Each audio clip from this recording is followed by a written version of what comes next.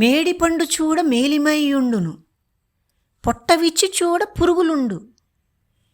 పిరికివాని మదిని బింకమీలాగురా, విశ్వదాభిరామ వినురవేమ. ఓ వేమ, పైకి మేడిపండు ఎర్రగా పండి చక్కగా కనిపించుచుండును, దానిని చీల్చి చూడగా పొట్టలో పురుగులుండును.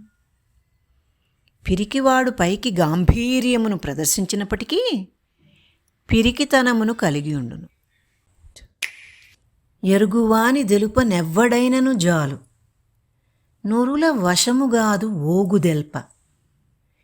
ఏటివంక దీర్ప నెవ్వరి తరమయా, విశ్వదాభిరామ వినురవేమ.